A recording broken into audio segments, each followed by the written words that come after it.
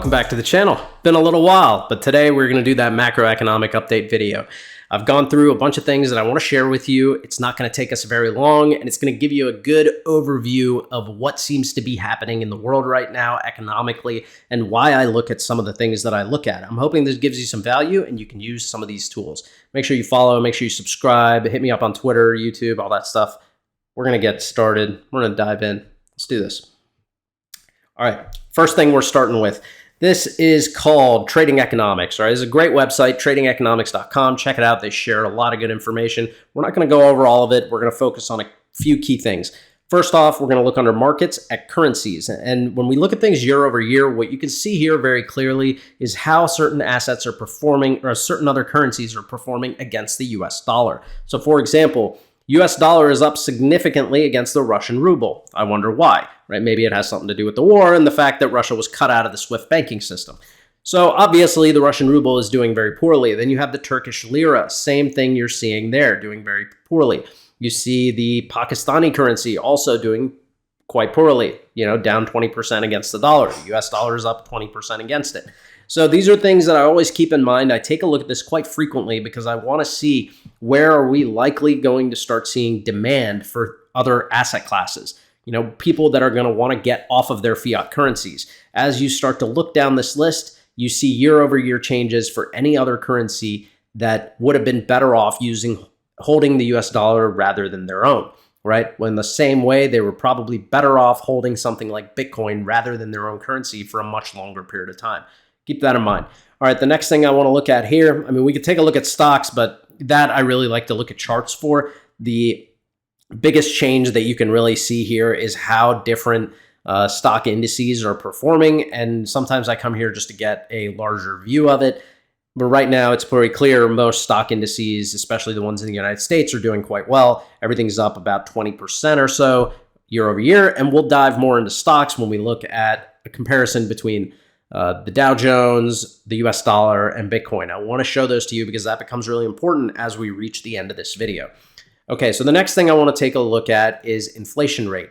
When we look at inflation rate here, this is a really cool thing because when you do this, it gives you the inflation rate in all these different countries and you really start seeing what are the countries that are hurting. In the same way that there are certain countries doing poorly against the US dollar, the inflation of all of their assets is really important as well. So the value of the Turkish lira has dropped and the inflation rate of all of the goods and services has gone up even more than the value of the Turkish lira dropping. So you're seeing really, really high inflation for the Turkish lira and it just absolutely insane percentage of inflation for Argentina. So essentially what you're seeing here is areas that you have people that need to be debanked from the fiat currency monetary manipulated system to something like Bitcoin where they cannot just see 100% inflation or 38% inflation year over year. It's absolutely astonishing.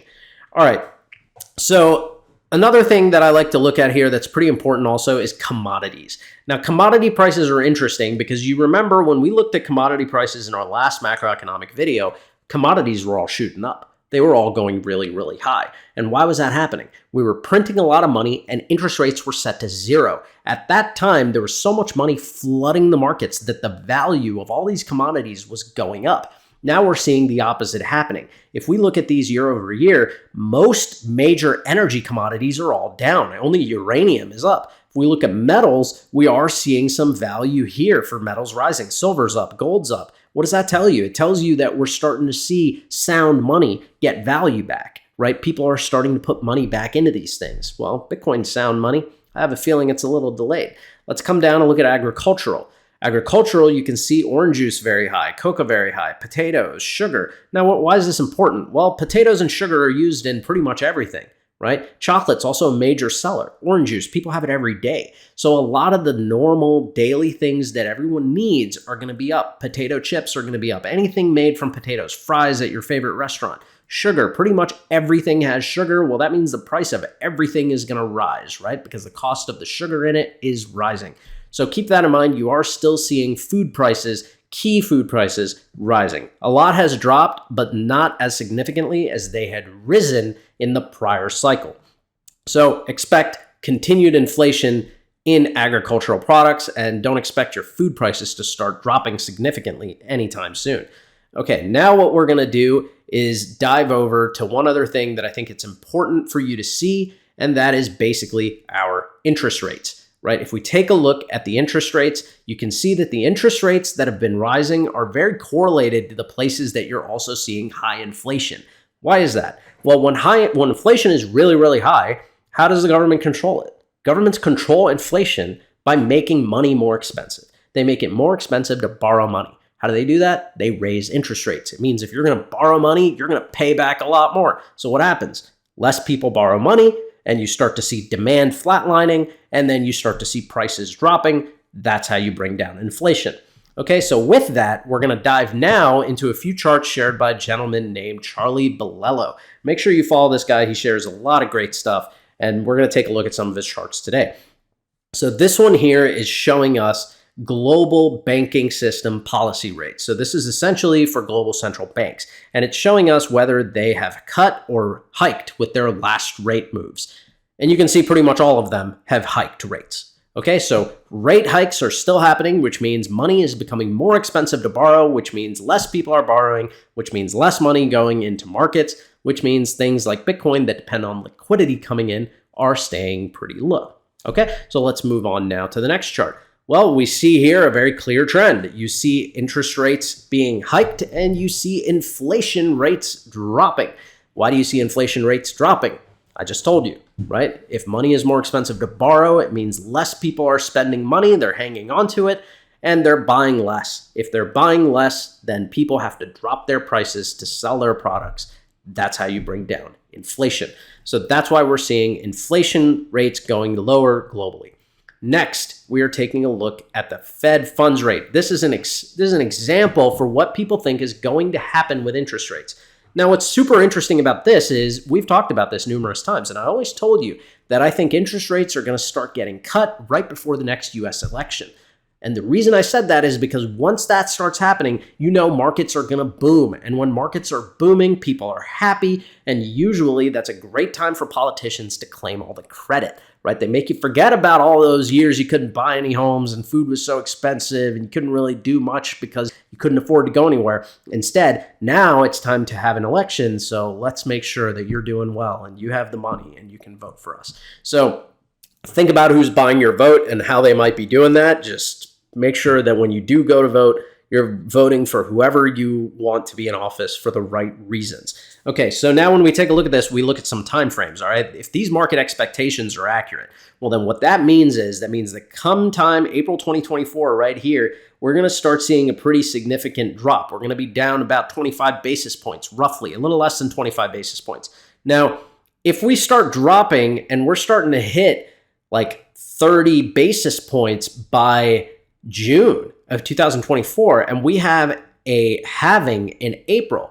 Well, this is kind of the perfect storm, right? You're having the halving show up in April 2024. There's a projection of interest rates starting to fall 3-4 months prior to that. So 4 months, interest rates start dropping. We go into that second quarter, interest rates start dropping even further. As we see rate cuts, you're going to see what happened to Bitcoin in the last bull market start happening again. You're going to start seeing more liquidity flying in. You're going to see that happen with stocks. You're going to see that happen with all kinds of asset classes. Prices are going to boom again. Things are going to get very, very expensive, which means right now is likely the time that you should be buying these things and stocking up on them. This may be an opportunity that you will not get again for 2-3 years once we reach this bull market cycle. Prices might go up so high that you're going to have to wait until the next lows, and you don't really know when that's going to be. This is a great time to come up with that dollar cost average strategy for a period of time. Know what you're going to invest. Don't go over your limits. Keep it chill. Make sure you're prepared. So whatever happens between now and January, whether things go up, whether things go down, you're exposed to the right things. I mean, think about this, right? A lot of you know that I really like the DeFi project EGLD, Multiverse X.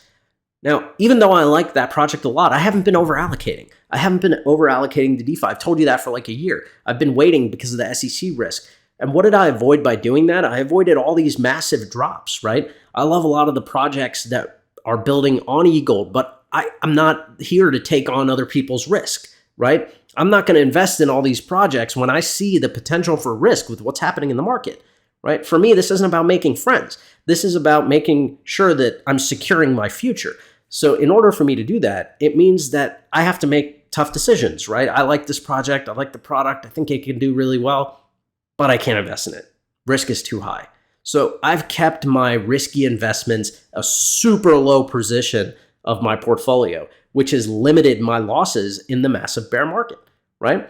Obviously, I'm not doing well on my major DeFi investments, right? But they were only a small percentage of my portfolio for a reason. It's because I knew those were majorly risky. It's why I've always told you, make sure you're doing risk management, because when times like this come, this is when it counts. Because now, since I haven't over-invested and over-allocated, I can still take whatever I want to invest and put it in what I want over the course of the next 6 months. Before that major bull market kicks in, I'll get a chance to accumulate. And during that bull run, that could mean an extra 2-3x gains depending on what I pick up between now and then. So keep that in mind. All right, plan accordingly.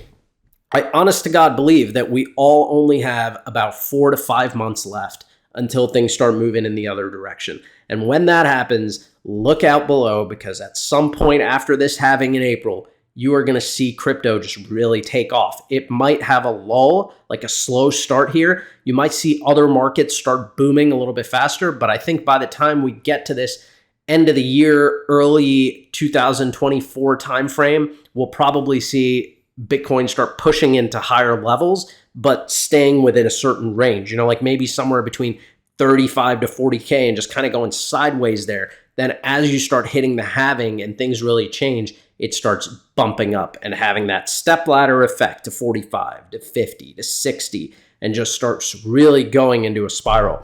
So when that move happens somewhere in this latter half of 2024, you are going to be ready to take advantage of some profits, right? You'll probably see higher profits in January, February, March 2025, like somewhere in that mid 2025 range is where we'll probably see some new all-time highs, like big all-time highs for things, maybe those new bull market tops.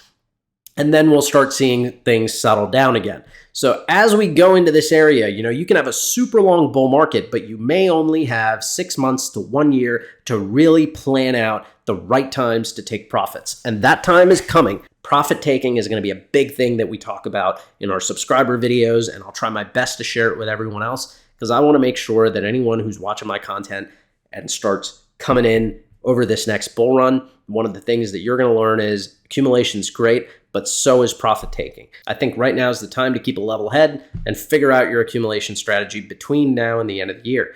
Now, also, finally, throughout this entire time of interest rate hikes, inflation going lower, Fed funds rate continuing to go up, we are also seeing that the debt ceiling was suspended in June 2nd, 2023, about 2 months ago almost.